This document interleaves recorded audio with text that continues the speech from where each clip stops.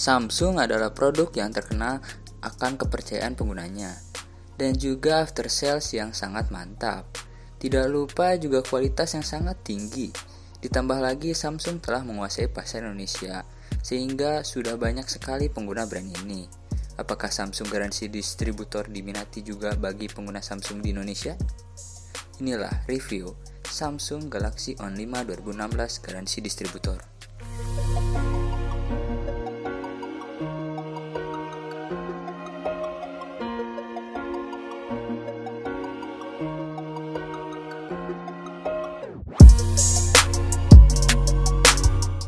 Dari desainnya, mengingatkan saya kepada Samsung Galaxy J5 Prime. Wajar saja, Samsung Galaxy On 5 2016 ini disebut juga J5 Prime versi Snapdragon, dan tentu harganya jauh di bawah Galaxy J5 Prime. Perbedaan yang terletak di kedua smartphone ini hanyalah pada prosesor, baterai, dan juga LED notifikasi. Ya, di Galaxy On 5 2016 ini tidak ada LED notifikasinya. Samsung Galaxy On 5 2016 ini hadir dengan dua versi, yaitu versi 2GB RAM dan 16GB internal, dan satu lagi versi 3GB RAM dan juga 32GB internal. Sayangnya untuk versi 2GB RAM ini hanya tersedia warna gold. Padahal pemilihan warna di Galaxy On 5 ini sangat penting. Bisa dilihat desain depan Galaxy On 5 ini begitu kurang menarik. Bayangkan jika berwarna hitam. Mungkin frame hitam di bagian pinggir-pinggirnya akan sedikit tertutupi.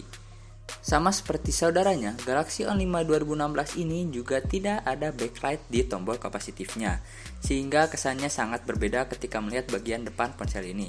Padahal bagian belakangnya sudah begitu cantik.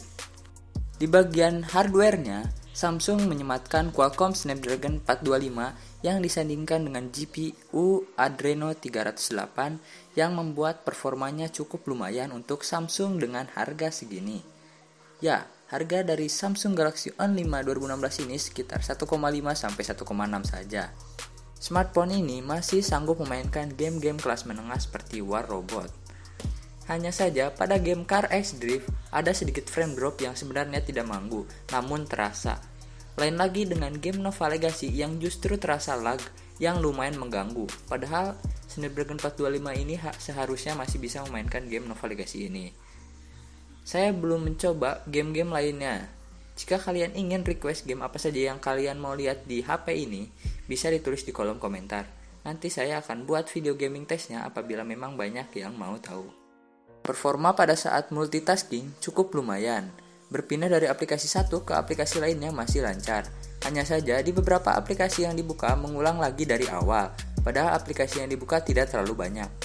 Dengan segala kekurangan yang smartphone ini miliki, baterainya bisa disebut menutupi kekurangan yang lainnya, karena screen on time smartphone ini bisa mencapai 8 jam.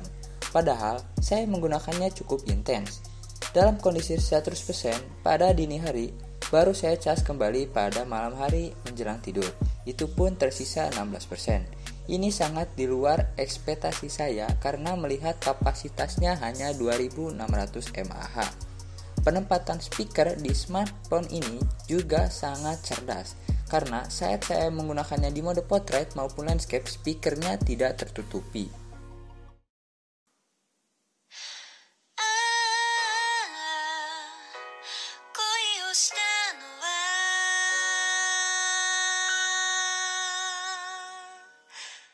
UI yang dipakai Samsung Galaxy On 5 2016 sudah menggunakan UI terbaru Samsung yang mereka sebut Grace UI. Banyak sekali pemilihan tema yang ditawarkan, mulai dari yang gratis sampai yang berbayar. Pada unit yang saya beli, ini awalnya menggunakan ROM abal-abal alias ROM distributor, dan banyak sekali bug di sana. Pada akhirnya saya flash HP ini ke ROM Global Vietnam yang saya belum menemukan adanya bug sama sekali. Jadi jika kalian membeli smartphone ini, ada baiknya langsung flash ke ROM Global Vietnam saja. Walaupun sebenarnya smartphone ini tidak saya rekomendasikan karena distributor. Ketidaklengkapan sensornya juga sudah pasti lah ya, gak usah lagi dibahas. Untuk layarnya, walaupun tidak menggunakan panel Super AMOLED ciri khas Samsung, tetapi smartphone ini sudah menggunakan panel IPS. Hal ini sudah lebih dari cukup karena pada J5 Prime saudaranya masih menggunakan TFT.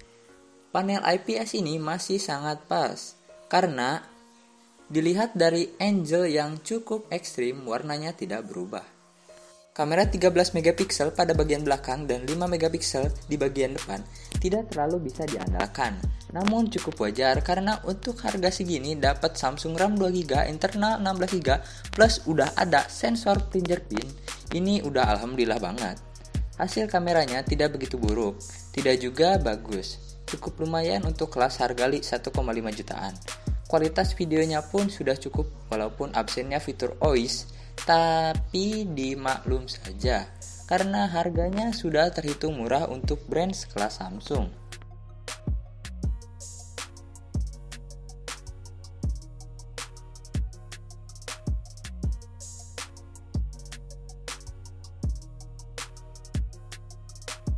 Jadi kesimpulannya untuk Samsung dengan harga segini udah dapat RAM 2GB, internal 16GB, ada sensor fingerprint, layar panel IPS, perekaman video sudah bisa mencapai Full HD 30 frame per second, baterai awet seharian, sudah sangat cukup untuk brand Samsung.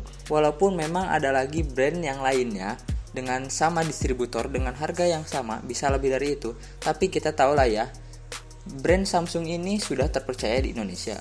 Namun absennya LED notifikasi, tidak adanya backlight pada tombol kapasitif, fingerprint yang kadang ada jika kalian memiliki tangan yang berminyak seperti saya, ditambah lagi hanya warna gold saja yang bisa dipilih di versi 2GB RAM ini, membuat saya tidak bisa merekomendasikan HP ini. Apalagi garansinya yang masih distributor membuat saya yakin bahwa HP ini belum tentu layak untuk kalian yang memang memperhatikan hal tersebut.